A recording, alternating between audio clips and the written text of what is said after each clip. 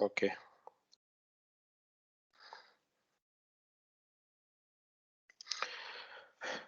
Okay, so once again, very good afternoon to all of you. So in the yesterday's lecture, what we have discussed up to the HTTP, about the HTTP protocol, its application layer protocol, and it's this protocol works in a request response way, means client request for the web page and the server respond to the client. So this is, I think, the last slide which at which we have stopped. So HTTP uses as a transport layer service as a TCP. So we are not discussing right now detail about the sockets, TCP, and this that we'll do when this topic we'll start. We'll do that. So right now, let us put our attention to the HTTP or application layer protocol only.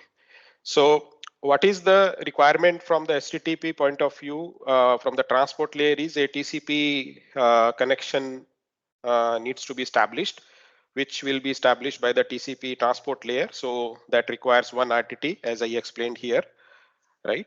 And then after that, over that TCP connection, because why TCP connection is required? Because HTTP requires a reliable service to transfer each and every byte reliably from one end to another end. And then the request packet over that TCP connection is sent by the HTTP, and then the response can be sent by the server in terms of response can be any file or object. So now let us proceed from here, that what is the request message, HTTP request message format, because it's a protocol. So protocol tells what rules and how the message will go, what is the format of the message. So you can see the message format is like this here. So you have first method is explained. So method is actually, let's say for example, it will be a get method is used for requesting something from the server, and then the URL is specified after one space and then URL. So you can see here, this is, let us say, index.html page is requested from that, and then space and then the version of the HTTP. So HTTP comes in a different versions. We'll come to that. This is 1.1, like that 1.0 is also there. And then this return key and the new line character is there. So then the different header fields are there. You can see header field name and then the value of the header field. In each line, multiple header fields can be used. So a few of them are shown here in this HTTP request. Host name. So what is the host name to which it is connecting, right? And user agent is what means Firefox or which browser is used basically and which version is there. Then it accepts the text, HTML, XML data, and the language, accept language is another field, means what language. So it's English, US English is there. And then accept encoding. So what encoding is used, GIP, GZIP encoding is used. So different types of encoding can be used. Then character set, ISO something. And keep alive indicates that, okay, the request from the client is going that, okay, to keep alive this connection, right? Means which connection it is talking about, the TCP connection, which is open for transferring this web page. So it's a connection alive request is going. For that, this code is going 115. And so keep alive, and then connection has to be keep alive, and then the data request data will be sent, right? So this is a the request message format. Then the response message which comes from the server, which looks like this. So again, in the response, that status line, the first line indicates the status. uh, so the status says that HTTP 1.1 protocol is used by the server, and 200 is a status code for the HTTP protocol. There are different status codes are used in HTTP. You might have also observed that, okay, sometime it gives 304 error, 404 error, 500 error. So like that, so many other codes are also there. Some of them I will show in the next slide. So this 200 means, okay, this means the response is correct and it is available at the server. and it's okay, means response says okay, means it is the page is server is transferring the page. Other status codes are there in case the page is not available, or that URL is incorrectly mentioned, or means that object requested object is not available, or any reason can be there of error. So accordingly, the appropriate status code will be sent in the response message.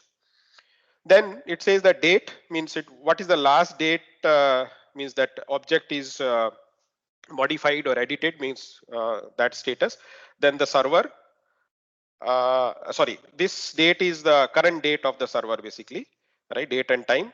And then server is Apache, or maybe it's a Microsoft IIS, which OS is there, and then which operating system it is there, that information is coming along with that. Last modified, this is the header field which tells about that when this object which it is transferring, that object was modified, like index.html page, when was the last modified. So it shows the date of the last modification, date with time. And then some except ranges, bytes, and content length is how much. Some tag field is there. Keep alive. Okay, it says the keep alive timeout is 100. Sorry, 10. So 10 seconds that message will be, sorry, this connection will be open. Within 10-second request will not come, then it will uh, connection will be terminated from the server side, right? Then content type is text HTML, and then it will send after that all these header fields, then the data will be there, content will be there. So based on this format, the receiver side will know that, okay, from here to here, the how many bytes that header field informations are there. And based on these header field information, it will process this data which is sent, and then it will extract the data from the header field information and display to the monitor or screen at the user side or client side, right? So I was talking about different response status codes. So 200 is for okay, means request is successful, and requested object is coming, right? And then the 301 says moved permanently. If sometime if you are accessing some URL and you get a message from on the browser that 301 error, so means that is requested object is moved, and new location is specified later in this message. Somewhere in that message, new location they mention it. 304 basically it redirects. 304 it is not mentioned here, but that redirects automatically, it redirects to the new location. Sometime you it might have happened with you. You are accessing some URL, and but first it says okay, it is permanent, it is moved, and then it redirects your URL on the browser is changed, and then it redirected to the main the current location. Then 400 bad request, 404 content not found, 505 error is for HTTP version not supported, means there is a version issue. Then requester and the response version is not supported, then this will be this error message will be displayed. So it is basically works on these status code. Few more are there, but I have included here few main codes only. Now here we will understand that how a complete page is transferred in HTTP protocol. So let us assume we have a web page which is consisting of a base HTML file. Usually we name as an index.html, and in that page index.html, then let us say index.html is the first page of your website basically we say. But it can be some intermediate page is there, then that is not named by index.html. But for any page, say for example, this is one of the page from the BITS Pilani website, and this page may have one base HTML page is there. Along with that, some video file can be there, or some Java applets can be there. Nowadays, you means a lot of you can say things we use for designing the page, web page. So I'm taking a simple example. HTML file is there, and 10 JPEG images are there. So these 11 objects needs to be transferred. So how these 11 objects will be transferred, that we will understand now. This entire process. So you will understand that exactly how a complete page is coming to me when I'm requesting. So the very first step, what happens? The client process initiates the TCP connection at server at port number 80. So the client initiate the connection. Client initiate the connection. Initiate the TCP connection. Okay. Okay. I'm not writing that port 80 here. I'm just, so it will take unnecessary time. So you know that, okay, port 80 is used for a well-known port for the web service. Then the HTTP client send. So when this connection is open, fine. The second step is that HTTP client send the request. So the client send the request messages, request message just now we have seen. So client send the request message to server. HTTP request message will go. And this message will go via the socket from, so from the socket it will go to the transport layer, and from transport layer it will transfer to the in the network, and through the routing system it will reach to the destination. Now server receives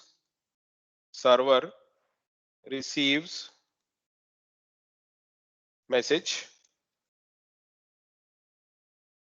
Server receives message through the socket at server side, right? Because at first it will receive at a transport layer will send to the application layer via the socket which was created for at the time of connection establishment, right?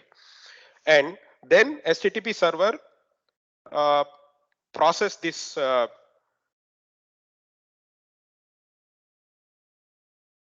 server receive the message and through the socket, and then the HTTP server process. So this request, it will take it and it will process it, right? So now it may happen that, okay, once it is received the request, and then uh, it can tell to this process can tell to the TCP to close the connection. Okay. So in that case, means that it depends upon how the server is configured. But I'm taking, let us say this, assume that, okay, server send the close connection request. So server, HTTP server request, or you can say HTTP server tells TCP to close the TCP connection,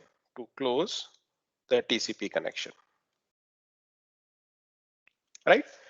I'll tell you that, okay, what are the other variants are there, but right now let us take that, okay, close the connection. Request comes and it send the request to tell that to the transport layer to close the connection. But it is not necessary that, okay, this connection will be closed immediately. So the connection close request will come from the server to the client TCP level, right? Because TCP will initiate the close connection, but client side of the TCP, okay, so this client may refuse or refuse to close. We'll see that TCP connection, basically there are two sides of the TCP connection, server side and client side. It may be possible that, okay, server closes from its side and client side it is open, and vice versa. Okay, that we'll see when we'll do the TCP protocol in detail. But it is possible half connection open is situation is there, means server side closes and client side open, means what? Client is ready, means client can receive any data which is coming, and server will not receive the new data, right?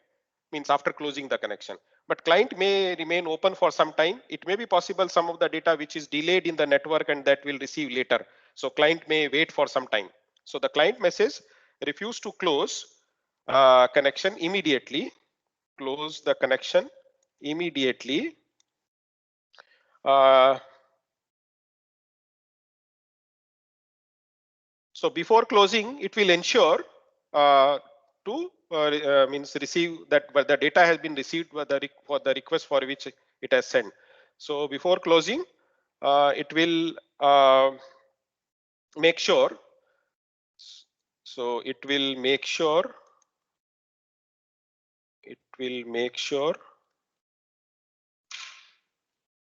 That message has been received. And how it will make sure, because this is the reason why the TCP is a reliable protocol, because a request have been means you have sent some and you are expecting some bytes and these bytes have not been received.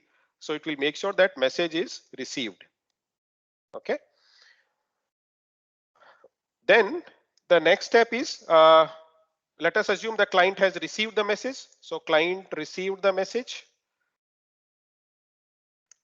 and then close the connection, and then close the connection. Sorry.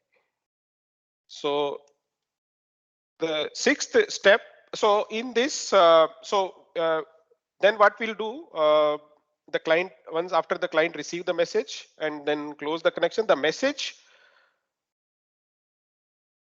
so in this message, that message it will deliver, means hand over it via the socket to the application, and then the application, means at HTTP client side, that application will extract the message from this uh, request. It will receive, extract the data from that, and then it will look at that. Okay, the received message is basically a HTML file. Okay, so received message is an HTML file. So HTML file, how to display the HTML file, it knows that. So it will display that file, and also it will get the information that okay, 10 uh, more objects are embedded. 10 more objects are embedded into the page, right? Embedded means their links are there basically. These messages have not received actually. These 10 objects, what are these 10 objects? These 10 JPEG files. Okay, I'm telling with respect to this example. So these 10 object links, it will get it, not the objects. So only HTML file comes and these 10 object links are received in this message, right? Then what the client will do, so for each these object, client will open a TCP connection. So it's a 10 objects are there. So it will open one TCP connection, and then over that TCP connection. So first this TCP connection will be established, and then the first object will be requested, and then the first object will come, and then the connection will be closed, right? So this will happen for the first object. Then similarly, again for the next object, again one more connection will be open, and this is a connection opening time, we'll say 1 RTT, and then the client will send the request and the corresponding response will come, means in that the object will be received. Object may take multiple packets also, multiple larger object may take maybe send over the multiple packets. So once it receives, then it will close the connection. So like that, this process will be repeat for all 10 objects, for each of the object, right? So this is the one way. You know that okay, this method looks not efficient to you. Why? Means because for every object I'm opening one TCP connection, and that is taking 1 RTT of time. So if I say that you tell me that how much total time it will take to completely receiving this entire page at a client side. So that time will be, you can tell me now that okay, how much time is there. So first 1 RTT, 2 RTT for getting the HTML page, and then 2 RTT for each object, right? Because one for connection establishment and one for the, if I assume that okay, in one object can be transferred, a object can be transferred in one HTML response. Sorry, one HTTP response. So this will be a time consuming thing. So there are, so this is a one basic HTTP protocol. This protocol called as a non-persistent HTTP protocol. So in the non-persistent HTTP protocol, at most one object is sent over a TCP connection, right? And version number of this HTTP protocol is HTTP 1.0, which is non-persistent HTTP. So only one object can be sent. But if we want to let us say improve this protocol, then another, you can say, version is there, that is persistent HTTP. Persistent indicates that okay, connection remains open till the entire page is not transferred. So in a persistent HTTP, multiple objects can be sent over a single TCP connection between the client and the server. Now these multiple objects can be sent in two ways. say for example, this is client and this is server. So this is a first connection which is opened and response comes. So this is RTT for TCP connection. Okay. And now let us say the same TCP connection is retained. So means connection is not uh, closed, like you have seen in the example of example request and example response. HTTP 1.1 was used version and the connection status was mentioned keep alive, means you don't close the connection. So then on the same connection, then after receiving this first message, it will get, okay, HTML page is there, and along with HTML plus 10 objects references have been given. So it knows that, okay, 10 more objects needs to be transferred to get the complete page. Client knows that, and then client will send the first object request, and then the first object response will come over the same TCP connection. Then the second object will request will go, and the second request response will come. So per RTT, means RTT plus some transmission time will be there, depends upon how big that object is there. So but comparison to other you can say time, this file transmission time will be less, means one RTT plus some extra time will be there. So right now I say that, okay, simply one RTT is there. We will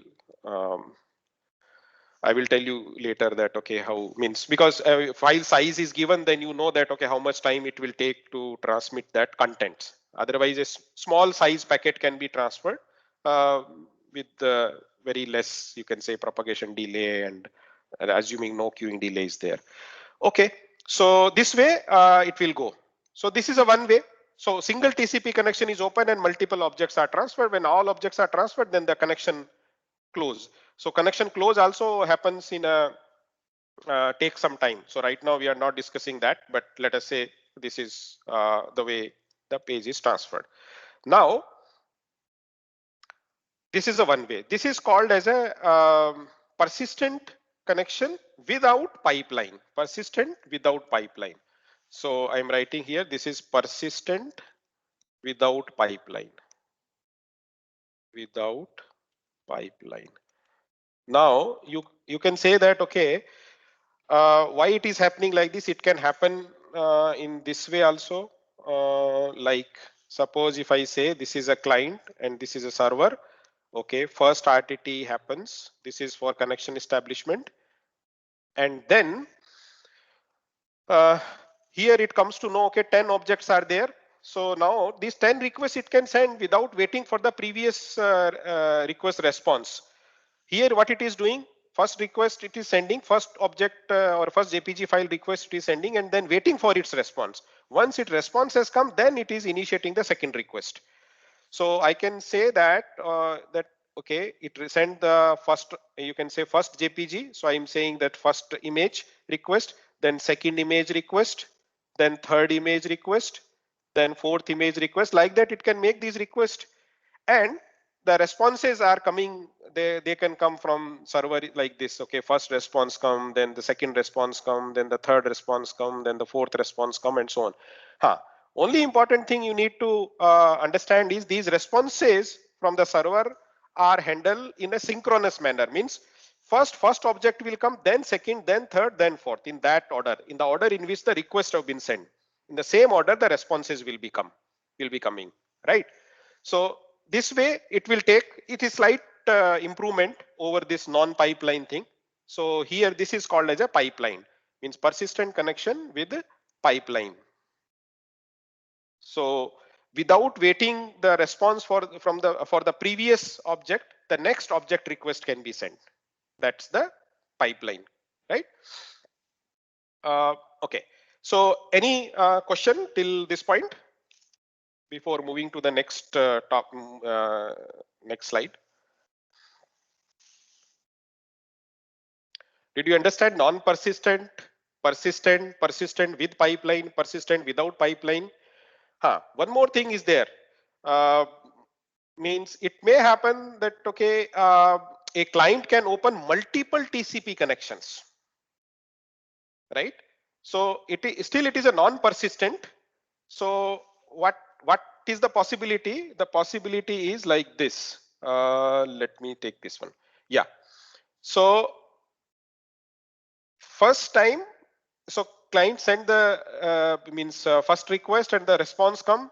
In this response, it is getting, let us say 10 JPEG images are there. Fine.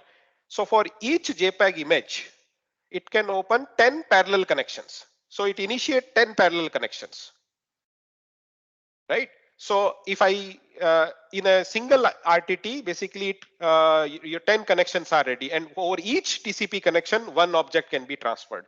So, but what is the you can say uh, problem here is that at a server side, or although the client side also, server side it is more, I'm saying, because there may be a multiple clients which are accessing web pages from that server. So server side, each TCP connection occupies or uh, takes some resources, computing resources, memory resources, because when a TCP connection you establish, then it requires some buffer needs to be allocated. So it consumes some resources at a server side. And if multiple connections are allowed, right, by the client, then what happens, that server resources may be exhausted, and server response will come slow due to that, because less resources are there. So usually servers, HTTP servers, web servers are configured in such a way that uh, they don't allow multiple connections, or some limit is there on the how many connections a client can open, right? So means it is not server response is not affected due to that. But yeah, this is possible that parallel TCP connections can be opened, and but with the cost of these connections in terms of consuming resources, more resources at a server, and server is more server side more problem is there as compared to client. Anyway, it's making client have advantage only that okay, it will get the page faster. So usually browsers are designed in or implemented in such a way that okay, they multiple connections they try to open, but these connections are refused from the server side, then the browsers will not able to do anything. Okay, so can we move to the next slide? Okay. So one get, so HTTP, there are different methods are there, but this get method is primarily used more frequently. So get is to receive the something from transfer something from the server, right, to the client. Post method is used for uploading on the server. That is usually administrator, or they do means remotely they want to upload something on the server, some new information. One is that directly I can access the server and then I can modify the pages, or one is that okay, I can remotely I can post changes, web pages, I can modify, edit, or add new pages and all these things. So that post method is used. Head method is used for, if you remember what is this method appears in the request message, very first word is method actually, right? So that is a method. So head is another method. Head is when head method is used, then it asks the server to leave the requested object out of the response. Means uh, when head method is used, then the server will not send the data part of the response. It will just simply send the response header part of it. So the purpose of this head is to sometimes we do the testing. So whether things are working fine. So we just don't want the data should be, we just see the functionality, whether it is working, this response is coming from the server or is there any issue. So testing, debugging, during the debugging, we use this method. So these are HTTP 1 support the method. HTTP 1.1 also support these three methods, get, post, and head. Apart from that, it supports two more methods, put and delete. So put is used to upload files in entity body to path specified in URL field, and delete for the deleting the file from the specified you can say uh, the file which is specified in the URL field. So in URL, you have to specify the file which is to be delete, and delete method has to be used, and then file will be deleted from there. Again, these put and delete methods are used by the admins, those who have access to update or modify the contents of the website or web service. Okay, all good? Or you want me to stop for some time. Sir, can you please explain the difference between put and post? Put and post. So post is okay. So post is for the updating the web pages, means and put is for uploading the file in the entity body. Entity body is your, this is entity body. Yeah, this one here. So this data part here means you can actually this is not because put method is not, so there is one, you can specify the file and URL of the file where file to be uploaded, and that file will be uploaded on the page actually. You see the suppose you want to upload a PDF file on the web page. So the link will be there on the page and then the file will be somewhere in a storage, it will be stored. And post is just the content which is appear in the page, directly in the page, like image. Okay, so image is appearing there itself, right? But file uploading means the link is there and the file is stored, file is not visible there on the page itself, right? So that is the difference between post and put. Excuse me, sir. Yeah. Sir, so suppose we're uploading a big file. So each packet will have this put method in the header. Yes, yes. That has to be And break into multiple packets, na? Large file, because you know that this size restriction comes from all the way from the link layer actually, frame size. Link layer usually have the MTU we call as a maximum transfer unit.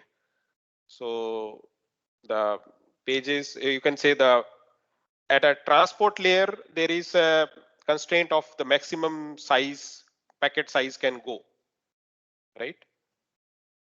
So then you have a link layer, at a link layer also the maximum size is restricted by the particular link layer technology. Like for Ethernet, it is a 1500 bytes payload it can take from upper layers, and that payload includes data part and the header fields at a transport layer, header field of the transport layer, header field of the network layer. 20 byte header field is there, transport layer and IP layer.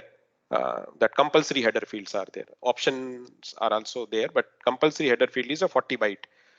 So essentially at how much data of application layer, that includes the application layer header also, how much data it can take is 1500 minus 20 transport layer, 20 link layer, sorry, IP layer. So this is IP or network layer, this is transport layer. So 1460 bytes application layer data it can take, and this includes the header of the application layer as well. So if something more than that, then the packet needs to be, the data has to be sent in more than 2 packets.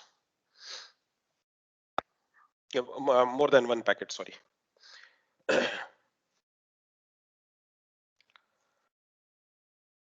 Okay. yes, sir, thank you. Okay, can we move to the next? Now, so this is again, one more thing I want to mention here, but it is there in the last 1 or 2 slides are there. I think some of you might already know that HTTP, there is a new version of the HTTP was proposed in 2015. 2015. It is HTTP 2. Right? So I have few slides related to that. I will tell you briefly that, okay, what is HTTP2 is there and how it is different from 1.0 and 1.1, right? So that is also there. Briefly, we'll discuss. And limitations of these protocols also I will tell, means 1.1 and 1.0. Okay, before that, some other aspects we'll do. So now HTTP is basically a stateless protocol, means it is not maintaining the state. A client request some page on the web server and the response come and then fine, means no, you can say state is stored. Next time again client access the same page, okay, it can access the same page, same response will come from the server and fine, this way to go. So in that sense, it is called as a stateless protocol. Now, you know that you might have observed sometime that, okay, some websites when you are visiting, they say, okay, cookies will be enabled, or you allow to cookies to be enabled to, and without cookies, sometimes they don't give access also, and they ask permission from you. So what is cookies basically? So cookies are used for uh, maintaining the state of the client. So state in the sense, suppose a e-commerce site is there, an e-commerce site, they want to capture some data with respect to the client. Okay, this client, when it is last time accessed, then what things he have visited, what things he downloaded, clicked, whatever. So all these records, logs, they maintain. And you know that what is the use of that. I don't have to say anything about that, why they want to do so that. So this can be achieved through the cookies. So what happens when the HTTP requests come from the client, then the client, so then the server, what it will say, server will store some information in the for that in database, and it will create one you can say cookie, we call as a cookie. So cookie is nothing but it's some identification it creates, okay, and some identification. Let us say that identification is something, let us say it associated 1678 to this user. Okay, it's a unique identification, and after creating that, then it send the HTTP response and say that set cookie. There is a set cookie field is added into the HTTP protocol. So the set cookie field value is that value which is set by the server side. Now this response is coming to the browser. Now browser will uh, store this information. If you have permitted, okay, fine, cookies can be, you can, the site can use cookies for for gathering the information. If you allow, then this information will be stored in your browser. Now, next time your browser will send any request to that site, then the cookie will go automatically along with that same site. So for each, you can say e-commerce site, a separate e-commerce or any other site which is maintaining this information with respect to the client, and that information will go along with that. So now with this cookie, it will just keep all these, you can say, in the database, and now it can do a lot of things over that. Okay, how this user is, in what day, what has been accessed. So it will keep track of all the information of that, and then it can sell this information, or it use the information to recommend, like e-commerce websites used to recommend some products to you based on your um, surfing that you are doing every day on that website, right? So, or they can sell to the other third party also these data, right? So this basically cookies, with the cookies, the HTTP protocol becomes stateful. Inherently, HTTP protocol is a stateless. It is a stateless protocol. But with cookies, it becomes the stateful, means the state of the user is there. So that's the one simple thing was there. Then another important thing is that in organizations like here in BITS, we in our network, we give the access, we have our proxy server, HTTP proxy server is there. So all the connections which is going from all hostels or all clients in the campus, that is going to a proxy server, right? So how to configure proxy server? Okay, I'm not going right now, but let us first see that, okay, what is the purpose of this proxy server? So what exactly it is doing? So in case of when a proxy server is there, and it is also called as a web cache server, means it caches the web www data. So like suppose a client has made a request, HTTP request, and that request, if in your organization it is configured, proxy server is configured, always it will go to which server? Proxy server. And I think you were there in the campus, you know that there is a 172.24.2.71 something, or some server, local IP address I'm telling, that is a proxy server, right? Always your request is going to the proxy server.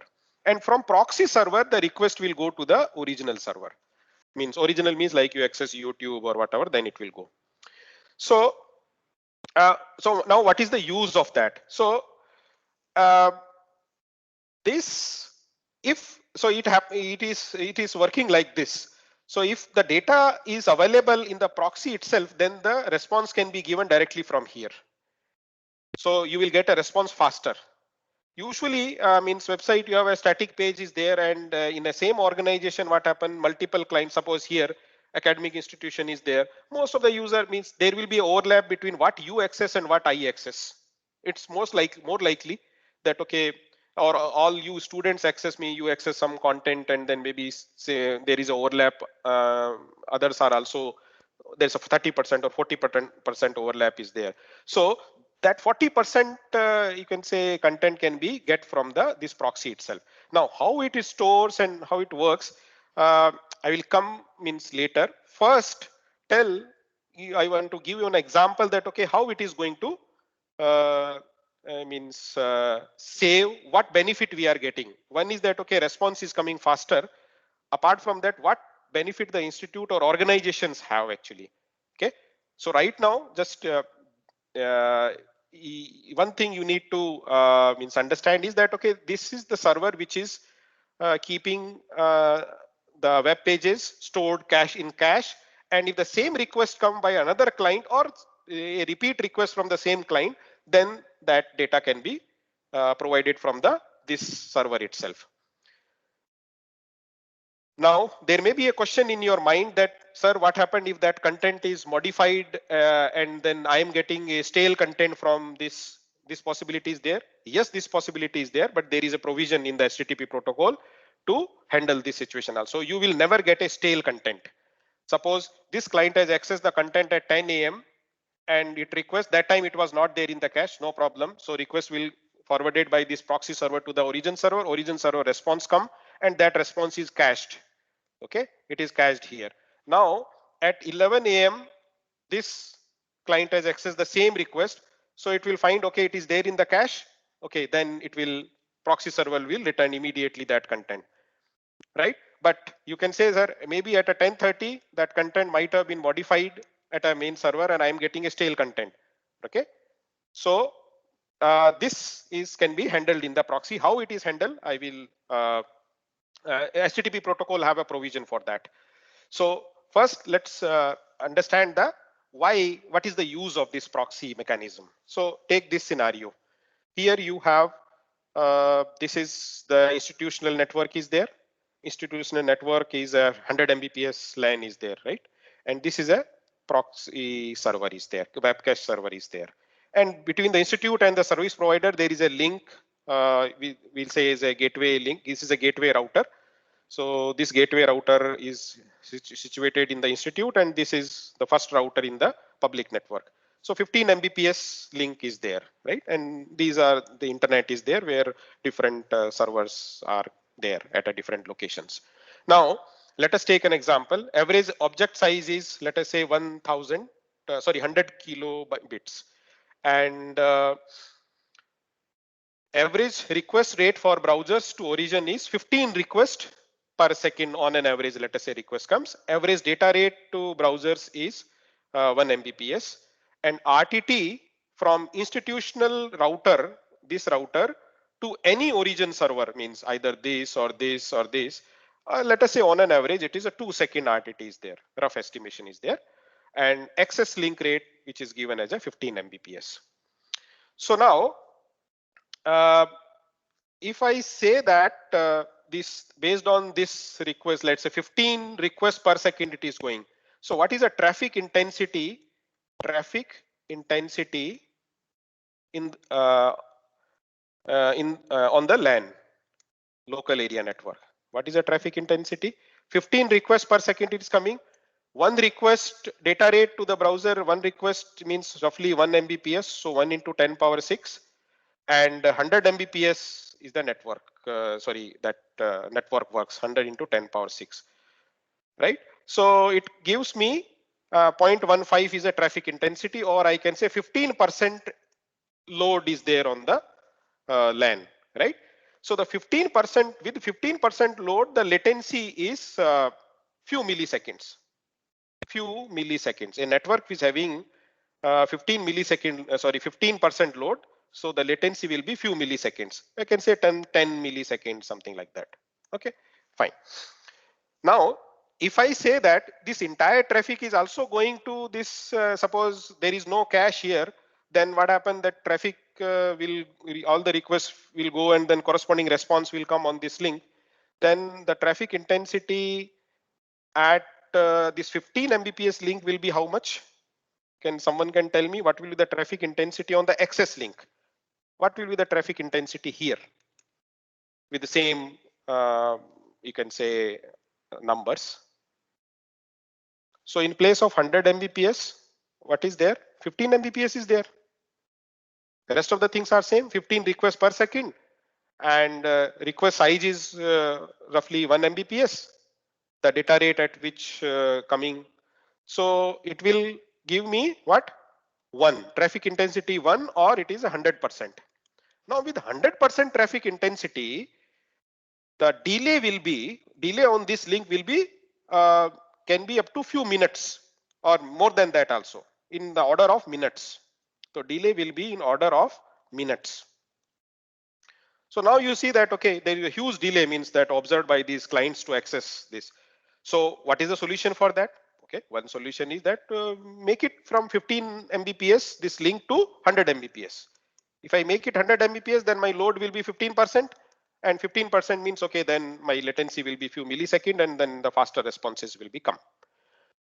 But this incurs a lot of cost, right? This is the cost, means the organization has to pay the cost.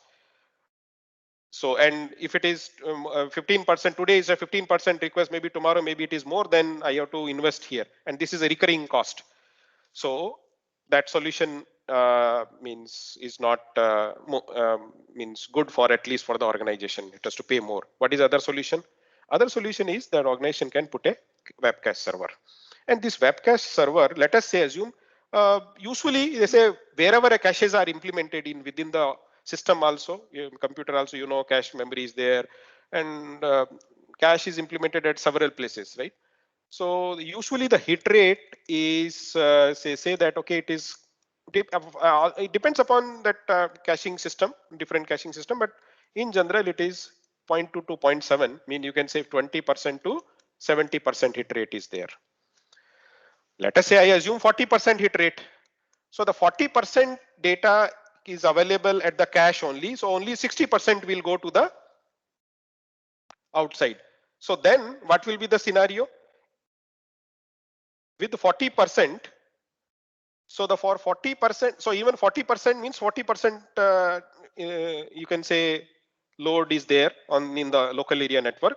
So I say 0.4 into, so till 40% also the delay will be, LAN delay will be a few milliseconds. I assume that, okay, it's a 0.01, 10 milliseconds. So it will be 0.01 seconds. Then remaining 60% will, so remaining 60% will be going to on this access link. So how much load it will put? So 60% again we say, okay, because there is a difference between 60% and 100%. So up to 60-70% the delay is again it is a means order of milliseconds only. More than 70% it becomes, then the delay increases. And why the delays increases? Because of the queuing, and you know that this queuing delay will be contribution from the queuing delay will come more. So this is again 2 second is this latency, and plus the delay which is occurring here. So that delay is something 10 order of some milliseconds or 10 millisecond I took. So this is a total time it will take. So without investing anything, I get a better performance here. My clients will get a better experience, and I don't have to pay extra money. So that is the use of this. Okay. Okay. So now I want to tell you that how it happens. So I hope that you can spare 3-4 more minutes, not more than 3 minutes. Okay. So I will just 3 minutes just to complete this part. Otherwise you will see that, okay, this stale problem, how to solve that. So for handling that stale data problem at a cache server, there is a header field used in the HTTP protocol, which is called as a if modified since. You all already seen that when any data, any response is coming from the server, there's a last modified date is coming along with that. That contains date plus time. So that date is also stored along with the data in the cache server. So when any request is going from the client, so in a proxy-based implementation, then if modified scenes field contains the date of the last modified, which is also available at a client. That so this date is it will take from the web proxy. So if the data is available on the server, you say that proxy server. So this is a proxy basically. So if the data is available with the proxy, so actually in this diagram, this is a client and this is a main server. Proxy is somewhere in between, right? So this is a proxy. So here proxy received this thing and proxy added this if modified scenes. If the data is available with respect to this request, then it will add the date timestamp. What is the timestamp which it has received earlier from the origin server at the time when it was cached. So, but it will take what the date timestamp from that content last modified timestamp, right? So that it will paste in the if modified scenes, and then this request it will send on behalf of the client to the server. Now let us say server will see that okay, my date timestamp for this object is same as the client's object, means the data is not modified. Then in that case, it will simply send 304 not modified. I think I have wrongly mentioned that 304 is redirection. Redirection I think is a separate code is there. Huh? So please correct that. So 304 status code is used for the not modified. Okay. So so means it is not sending that object. So it will save bandwidth and this come will means this object will need not to be transferred. So you can see that you can understand that it will save the time, right? So now this request will come to the proxy because via proxy only it will go to the client. So now proxy will say, okay, it's not modified. Then the data will be provided for this or content will be provided by the proxy to the client. So, and that will be faster because that means it is coming from the nearby location only. So it will take lesser time, right? So this way the stale problem is solved. So in case if the data is modified after that, so this timestamp is not matching, server timestamp is more recent, then server will send the data, the updated data, and this updated data will be cached by the proxy server, and means then it will replace the previous one with that, and the new with the new timestamp the data will be cached and it will be provided to the client. In case if it is not updated, then the only it will send the response with the just 304 not modified, so it will not consume your bandwidth also. So you can say if the 40% hit rate is there at a proxy, so means 40% outside traffic can be saved, right? So this is, so now this HTTP2 is left. So okay, I think now we are already running out of time. So I will just, these slides I will upload it. You just go through the slides. Maybe in the next class, briefly, I can tell in 5 minutes how the HTTP2 is different from HTTP1 and what benefit is there. Primarily for enhancing the performance, particularly in today's, in last few years, because the web pages becomes more, you can say, resource intensive, means multimedia content is more. So from that point of view, the protocol have been improved. HTTP protocol have been improved so that faster access can be there from the server.